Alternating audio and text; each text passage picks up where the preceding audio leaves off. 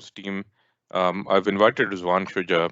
He's the author and an entrepreneur. Um, so we'll give him some time to discuss Cycle of Fulfillment, his most recent book that he's written. And then after that, we'll discuss the COVID situation and all that's going on, and then some company updates and some other topics that we would like to discuss as a team. So without further ado, I would like to introduce you guys to Rizwan. I'll give you a quick intro. So you know, Rizwan is one of the most interesting people that I have met. He is an incredibly successful entrepreneur in the Austin area. The funny thing that I typically tell people is that if you've ever eaten at an Indian or a Pakistani restaurant in Austin, most likely you were contributing to Rizwan. So, if you can recall anything that you've eaten at an Indian restaurant in Austin, most likely he had something to do with it. So, Rizwan, without any further ado, I'll let you introduce yourself. Um, Hello, all. Thank you, Amir, for giving me the opportunity to speak. My name is Rizwan Shuja, and I'm an entrepreneur and an author. Uh, we have written two books which are published along with my brother, Dr. Imran, and we are writing the third book right now. It's almost finished. Today, we are going to go over our one of the books, which is called The Cycle of Fulfillment: 5 Simple Goals to Achieve Real Success. Next slide, please. So, why we wrote this book? I have read over 100 books. We have attended seminars, workshops in the science of success and personal development. Initially, the goal was that I improve my business skills so we can make more money. But while we were going through this process, a lot of authors or inspirational speakers said happiness is more important. Some said peace is more important. Some said fitness is more important. Health is more important. Relationship with people is more important. Some said relationship with God is more important. Some said money is more important. Some said your education, knowledge, your skills, contacts, networking is more important. So that kept me thinking what success really is. And if all of it is success, then which one comes first and which one comes later, and how they are interrelated to each other. So also, we were taking these courses and reading books and seminars and workshops randomly. It was just like putting a kid in the third grade, then first grade, then seventh grade. So it was not like a curriculum. So I wanted to put it in a way that we would exactly know how to start about it, how to go about it, and how to proceed and visualize and be able to follow what success is. To us, success is achieving 5 goals. Next slide.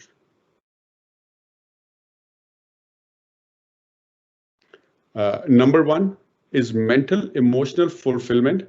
Number 2 is physical health and fitness. Number 3 is relationship with people and God, which is essentially the same thing. Number 4 is your career, job, or business. Number 5 is financial wealth and material things. So now why we put mental emotional fulfillment on the top place? Mental emotional fulfillment means not to experience negative emotions like hate, jealousy, anger, resentment, worry, fear, greed, ego, and be able to cultivate positive emotions like love, compassion, gratitude, kindness, empathy, and the need of giving.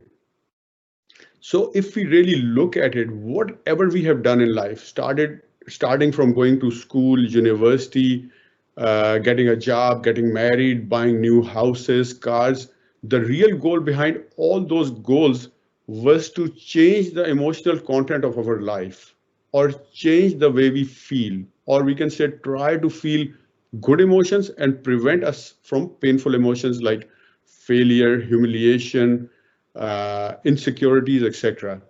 So that is our number one goal, even if we don't know that. If I want to buy a BMW, the goal behind is to change the emotional content to feel good.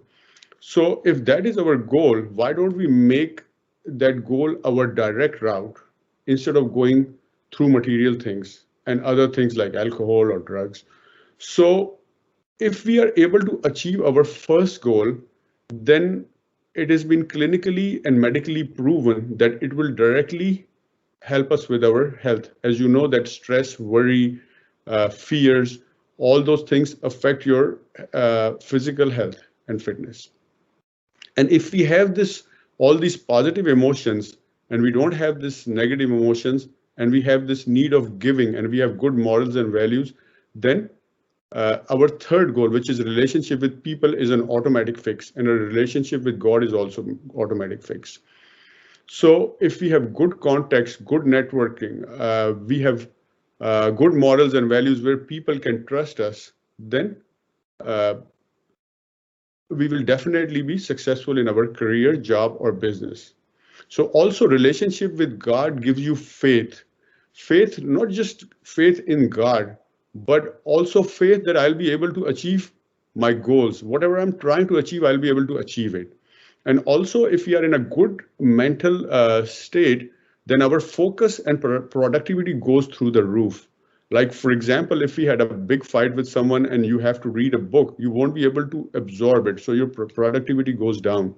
So if you are in a good mental emotional state, you have good health, you have good context, good networking, and good morals and values, and your focus and productivity is high, then you are definitely going to thrive and prosper in your career, job, or business.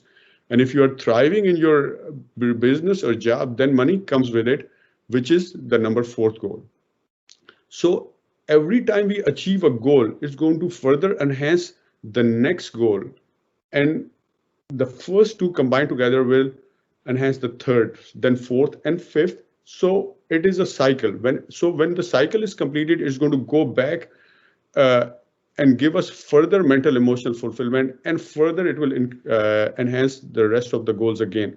So the cycle is completed, and then it keeps going on, and that's how we progress and grow in life. Thank you.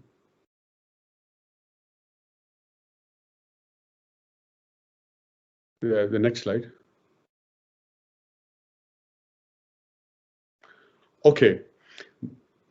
So the goal is to become a bigger and better person who has all the skills like knowledge, education, hard work, courage, persistency, patience, uh, good decision making, good judgment, who can get along with people. So if you become that person, then money comes with it. So after reading this, this is the summary of cycle of fulfillment in a few minutes. So let's say there are two women who are mother-in-law and daughter-in-law who fight with each other all the time or who hate each other. They can read this book and come back and say that, okay, we agree with you that if we fix our negative emotions, it's going to help us achieve all other goals. But how do we fix it? Just by you telling us, get rid of the negative emotion, it's not going to happen. How do we fix it? That's a very valid question.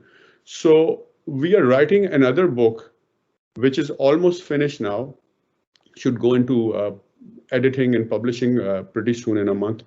It's called Mental Emotional Fulfillment, a Spiritual Solution. And the subtitle of the book is How to Tame Your Negative Emotions. Uh, so next slide. It has tools, techniques, and methods on how to tame your negative emotions. And I'm going to go over them very quickly because of the limited time. So the number one is called conscious awareness and proximity. So if we are aware that our negative emotions are hurting us, and we have the desire to fix it and try to cultivate positive emotions, then that's called conscious awareness. If we are even aware of that, and we have the desire, then our negative emotions will be tamed to at least 5 to 10%. And proximity means to be around the positive people. If we are around the negative people who fight with each other and want bad for each other, then it will affect us definitely. And understanding the mechanics, so the second tool is understanding the mechanics and repetition. Understanding the mechanics means to be able to understand how these negative emotions are hurting us, hurting our career, job, finances, relationships. Uh, so the example of that I can give, that if we go to any temple or mosque, the priest or pastor, or they would say, it is good to be honest and not lie. And let's say if I have a used car dealership, I would think that whenever I lie, I make $300, $400 more. So how is it good for me? But at the same time, I see a lot of small business owners who have been small business owners for generations. They always say that I'm not going to lie or cheat because it's going to ruin my name in the market and nobody's going to do business with me. So they understand the mechanics because they have been taught that, and they are in a situation where they have a lot of partners. And if they screw up, they will lose their credibility and lose a lot of business and growth. So they understand the mechanics and they are being honest for their long-term financial gain only at the conscious level. But if they keep doing it, then it's going to go into their subconscious mind and it's going to become their personality. So now they don't care if they're losing money or making money, then they're not going to lie, cheat, or be dishonest. So understanding the mechanics and repetition. The third thing is that the third tool to tame your negative emotion is control your thoughts and change the meanings of the things. So whenever we get a negative emotion, first we need to identify what it is and why am I getting it? Could it mean something else? If we can change the meaning, then change the meaning. And if we cannot change the meaning, then we have to change our procedure, how to deal with it. The fourth tool is tame your ego. Our ego wants us to be in turmoil, and our higher self, the higher self is the opposite of ego, which takes you closer to God. So our ego wants us to be in turmoil, and our higher self wants us to be at peace. So there's a fight between ego and higher self, and which one you are going to let take over. So the tools and techniques we have to tame your ego, the first one is do not look for the reasons to be offended. There are reasons, millions of reasons out there to be offended. Just do not look for them. That somebody did that, somebody didn't do that, somebody said that, somebody didn't say that. We look at the news, all those things. So do not look for the reasons to be offended. Second is practice tolerance versus dominance. Do not try to control people. Be tolerant, be flexible. And the third is give up the need of approval. This is very important, and a lot of people cannot identify it. The need of approval means the need to look at me, notice me, uh, and the need of showing off. Like my car is bigger than your car, my house is bigger than your house. I have a better job than you, I'm better looking than you. And then in the middle of that, a man gets up and says that I'm not into this worldly crap. I'm a man of God. And now this is his way to get approval, to show that he has a better connection with God than you have. He's more spiritual than you. So there's no difference between him and the others if he is trying to show that off. So give up your need to be always right.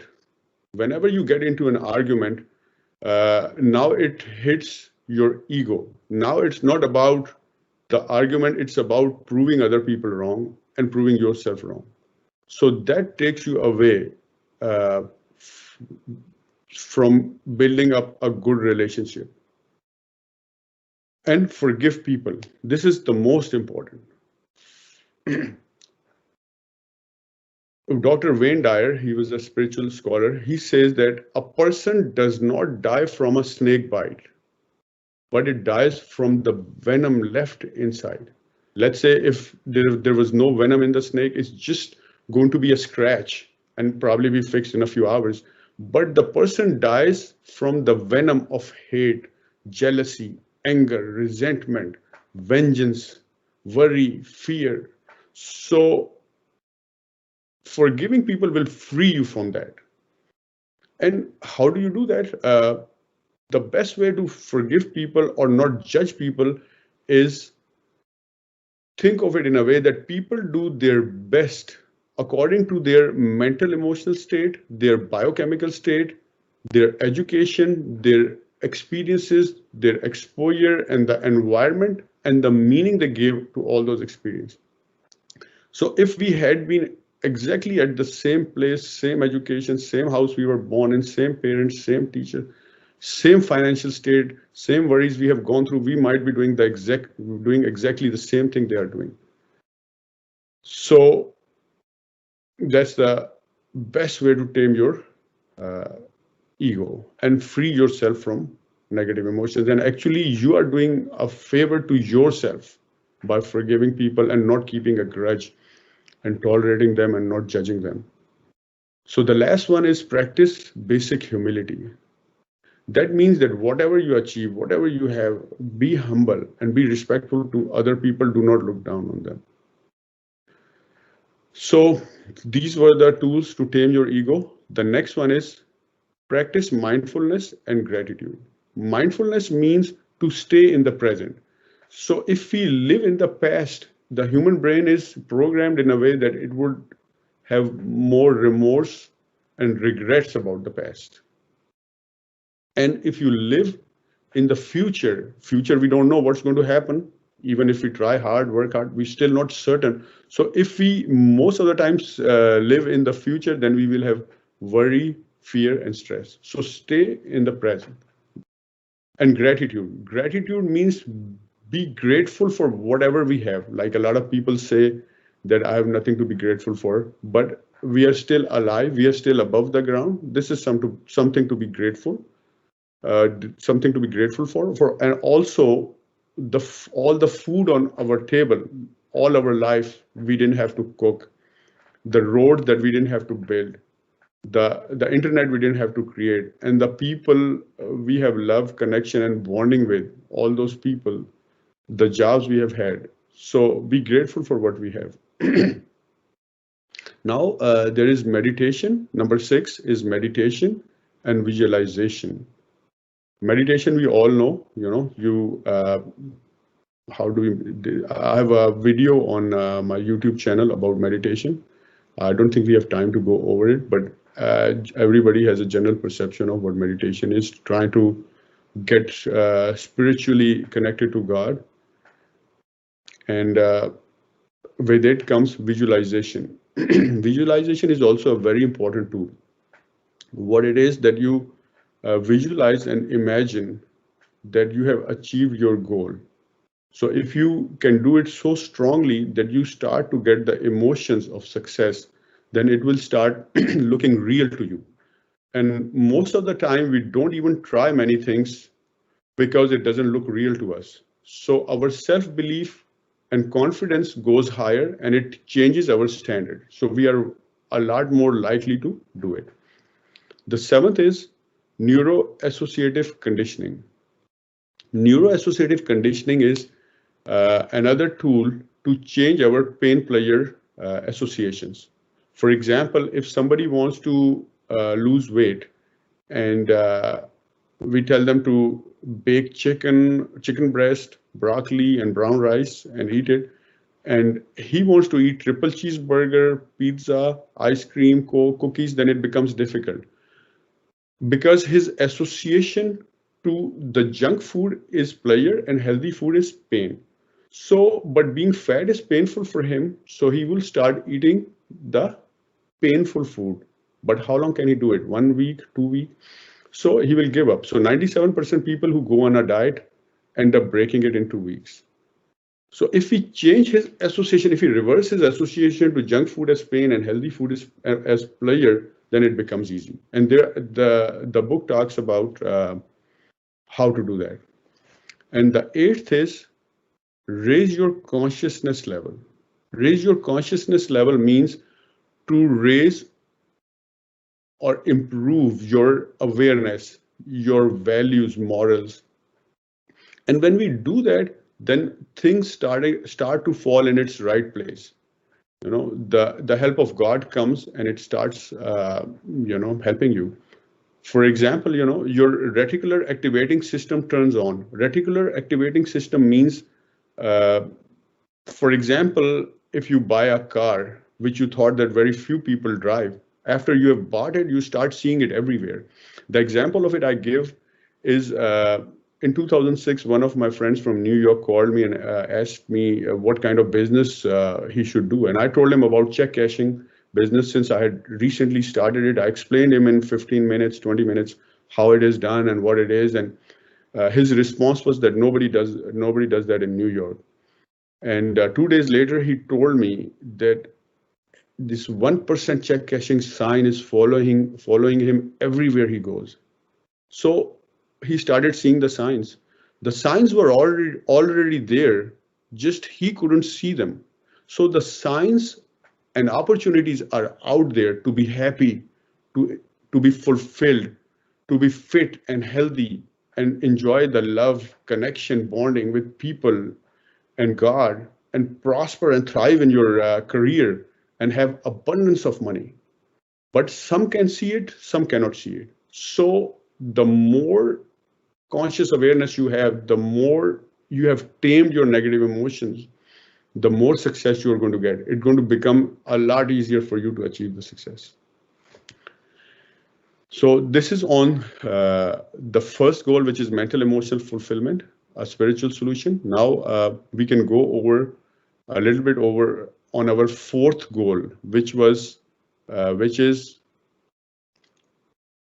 career, job, or business.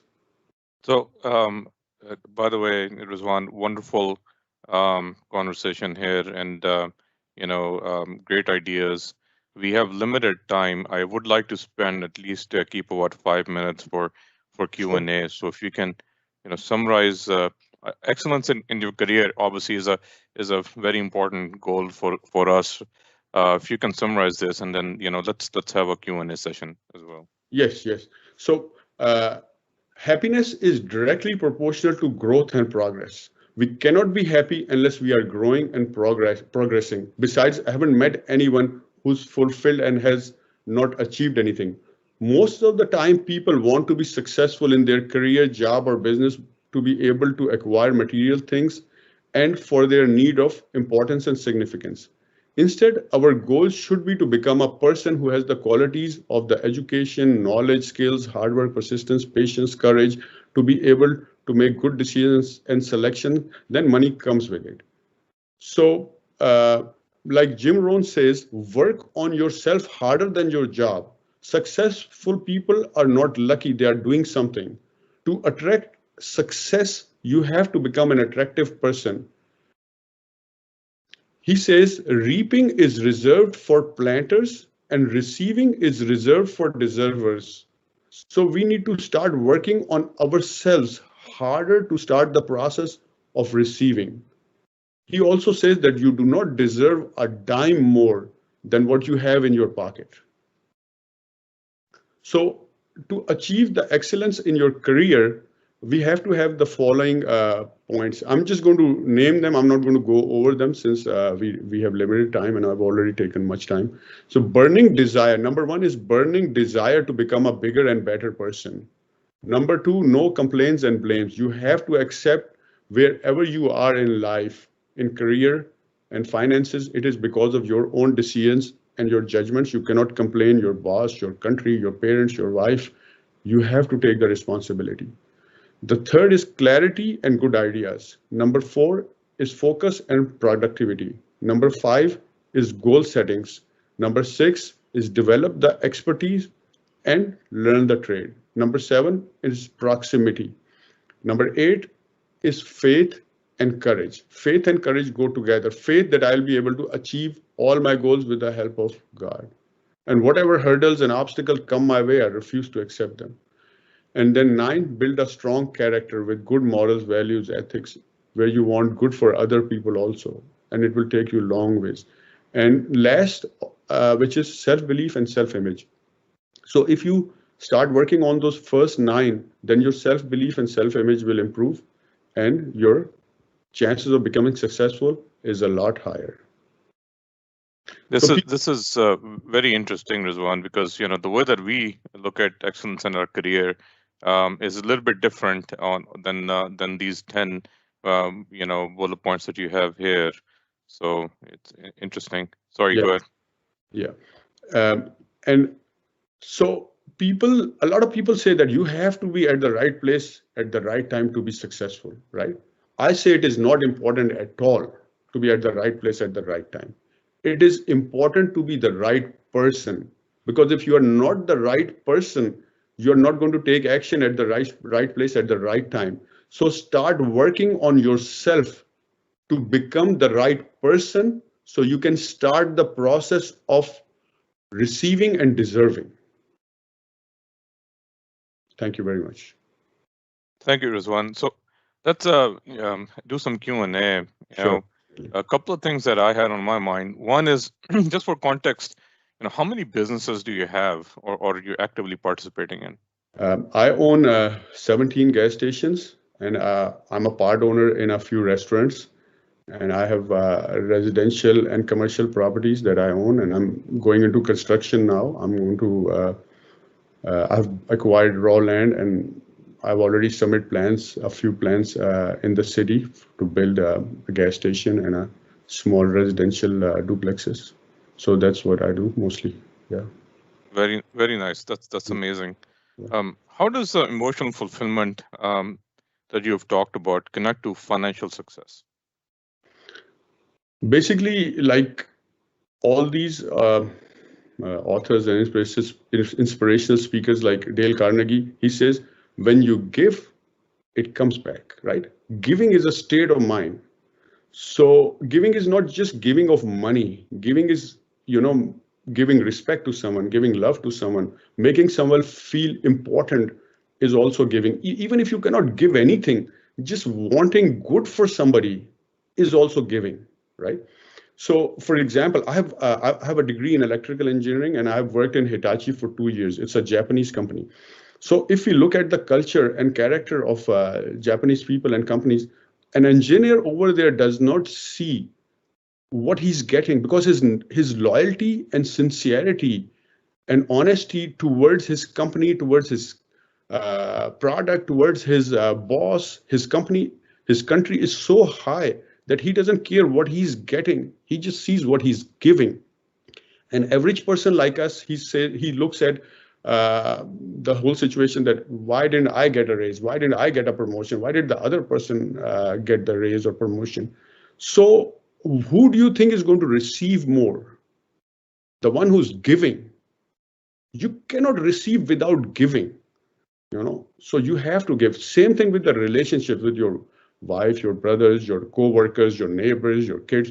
When you give without thinking that what he's going to give you back, then it's a business deal. It can work too, but you will never be able to reach that bonding, connection, and love when you give without what is the word, without expectation that I give, so he must give back. When you don't expect that, then you really receive more.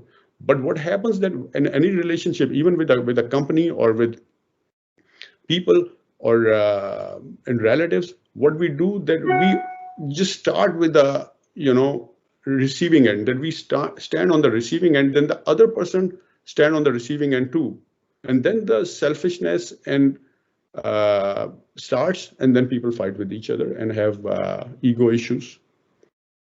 And it helped me because all these businesses, I have around 20 business partners, and if they can trust you and they think that you're not going to hurt them, then people get along with you. Even people who are not that positive would act positive towards you if you have good vibes most of the time. And that will help you grow and progress by leaps and bounds. Awesome. Anybody else have any questions, thoughts?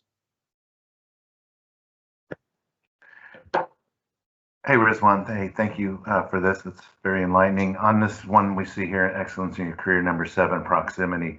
Do you mean more logistic proximity, especially in times of COVID right now? We don't have that availability, but do you mean more of being available?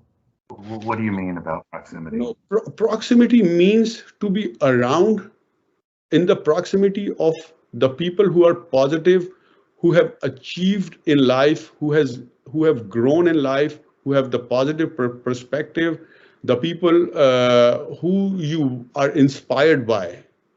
Be in the proximity of those people, and you are going to become like them. Because what happens if you are in the proximity of successful people, then success starts becoming normal to you, and whatever becomes normal to you, it just comes to you. Because I'll give you an example. If your standard changes, for example, there are many things that we wanted to do, we didn't do. Started a business, we didn't do. Buy a plot, we didn't buy. We go on a vacation, we didn't go. Because our limiting beliefs and fears were stopping us. So when you are in the proximity of successful people, it starts looking normal to you, and that becomes your standard. For another example, if somebody takes away your car and tells you to take a bus from tomorrow, then your mind will find a way to get a car because that is normal to you. But somebody who has been going in a bus for the last 10 years, his mind is not doing anything for getting a car, right? So your standards change, your normal changes. And also, of course, if they are good people, successful people, they will guide you. Just imagine that if you have 10 years experience at Dell, somebody walks out of university on his first day at Dell, how much can you guide him if you be his mentor? So just the same way, be in the proximity of successful people, good people, positive people who want good for others, and that will help you in your career and also in your mental emotional fulfillment, like which is we have already talked about, which is our first goal. Okay, great. Thank you. And your book's going to be out on Amazon pretty soon? The Cycle of Fulfillment, the one that I showed, that and another book, I already have it available on Amazon and Barnes and Nobles. And also I have a YouTube channel called Cycle of Fulfillment. It has 31 videos. If you guys subscribe it, whenever I upload a video, you'll get a notification. So please subscribe it. It's called Cycle of Fulfillment. And the next book, which is How to Tame Your Negative Emotions, should be published hopefully in the next 2 to 3 months.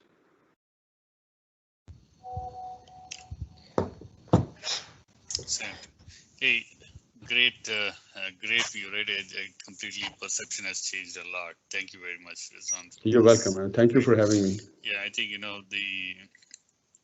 my kids are at the age. I think this is going to definitely help them a lot. So I probably will end up buying a book around this. So we were talking about it like a couple of days back as well, me and my kids, about mental health, positivity, and all. I think these have definitely have a lot of more details there. Yeah. Thank you very much. And then the other question that I didn't really see how you're handling the failures and all. So is there anything specific around how you handle failures, how you bounce back, all those kind of things? Yes. Is there any specific topic around it as well? Yeah, definitely. Yeah. So there's a lot of, if we try to develop all those qualities and methods, tools and techniques we talked about in mental emotional state, and if we have working on all these qualities we talked about in excellence in your career, then we talked about faith and courage, right? The faith and courage help you bounce back, because your goal is not to make money. Let's say if I started a restaurant and it failed, so the pain should be of the failure, because what did I do wrong? So the first thing is no complaints and blames, like we talked about number 2. So if there are no complaints and blames, then first thing I have to, like they say that you learn from the failure more than success. If you get successful in the first hit, then you get complacent and overconfident. But if you failed and you are at a good positive mental emotional state and you can analyze, you do not complain like my employees were not good. Actually, I was going to go over it, but because of shortage, I missed that part. Most of the people who could not succeed in business, if I have talked to those people, if I recall, most of them would say the reason I couldn't succeed was I didn't have any money. Second one said that I didn't know what to do. Third one said I couldn't find a good business. Fourth one said I found the business, but before I could buy, somebody else bought it. The fifth one said my employees were not good. Sixth one said that my manager was not good. The seventh one said my equipments were not good. So all these reasons for not succeeding is the lack of resources. But lack of resources is never the reason. It's always the lack of resourcefulness because somebody else found those resources and became successful. So if you do not complain or blame, and after a failure, if you realize that what did you do wrong, how could you have prevented it? So if you couldn't get good employees, how could have you found somebody who's doing better than you? How did he found? You can consult him, or if he's not willing to share, then you can at least observe it, how big corporations are working and how they are getting the good employees and how they are planning things. And you learn from the failure that what not to do next time. And if you have this courage and desire to become a better person, then it's not going to hurt you as much because money is not important at that point. The goal is to become a bigger and better person, and it is a process of evolving your personality, your business skills.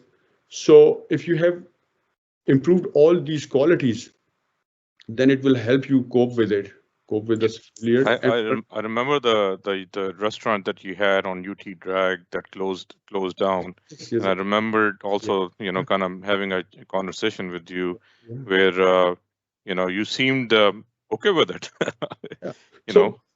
Actually, since he brought it up, I opened up an Indian Chinese restaurant close to downtown, very close to the university. And it did not succeed, and we had to shut it down. And it was in 2013 or 14. And when it shut down, and everybody would ask me, why did it shut down? And I had not even started this journey. I started this journey in 2015, 16 of reading books and self-improvement. So I used to say my employees were not good. Okay, there was no parking. I didn't have time. I was too busy, things like that. So now if I look back and I look at it, that I did not have the resourcefulness to make it successful business until the first step is that I have to see that I could not create it. I could not manage it, So, and that is not to put myself down, but that I still have to evolve enough to be able to do it. And how do I learn those skills? Follow somebody who has done it better and faster than me. If I follow the successful people, then success comes to you faster. Like if we have time, then I can give another example, like a minute or two. I think we're short in time. Let's do one more question.